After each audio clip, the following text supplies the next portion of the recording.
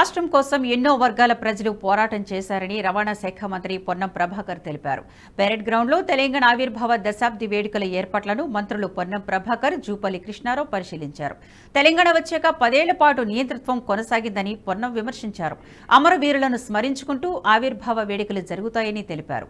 ఆనాడు కాంగ్రెస్ అధినేత్రి సోనియా గాంధీ ఒక్క అడుగు వెనక్కి వేసినా రాష్ట్ర ఏర్పాటు సాధ్యమయ్యేది కాదన్నారు. భవిష్యత్తులో తెలంగాణ ప్రజాస్వామిక రాష్ట్రంగా మరింత ముందుకు వెళుతుందని ఆశించారు. మేము ఎప్పుడు కూడా రాజకీయ పార్టీగా ఎవరిని అంటలేం. తెలంగాణ ఏర్పాటులో సుష్మా స్వరాజ్ గారి పాత్రను ఎప్పుడు మర్చిపోం.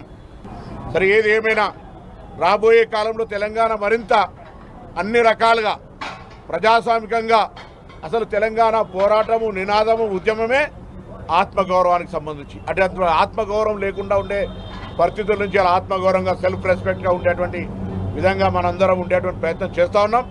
ఏదైనా ఎక్కడైనా మంచి చెడు ఉంటే వినడానికి తెలంగాణ రాష్ట్ర ప్రభుత్వం సిద్ధంగా ఉంది. ముఖ్యమంత్రి గారు కావచ్చు, మంత్రులు కావచ్చు, శాసనసభ్యులు కావచ్చు, పార్టీ నాయకత్వం కూడా ప్రజలతో మమేకమై ప్రజల్లో భాగస్వామ్యం కావడానికి సిద్ధంగా ఉందనే మాట సందర్భంగా మనం చూస్తూ, ఈరోజు రాజకీయాలకు అతీతంగా మేము స్వయంగా మా పార్టీ, మా ప్రభుత్వ తరఫున మాజీ ముఖ్యమంత్రి గారు కూడా కాగితం ఇచ్చినాం. మాకెప్పుడు 10 ఏళ్ళ ఆహ్వానాలు రాలే. తెలంగాణ బిడ్డలమే. మాజీ పార్లమెంట్ సభ్యులుగా ఉండొచ్చు, ఇంకోటి ఉండొచ్చు. ఇలా మాజీ ముఖ్యమంత్రి అయినా మర్యాదగా వారిని కూడా గౌరవించాలని ఆహ్వానం పంపినాం.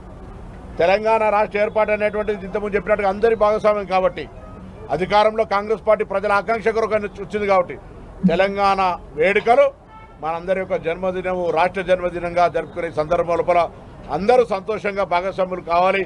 ఎక్కడికక్కడనే ప్రతి గ్రామాన తెలంగాణ రాష్ట్ర ఆవిర్భావ వేడుకలు జరగాలని కోరుకుంటూ అందరూ.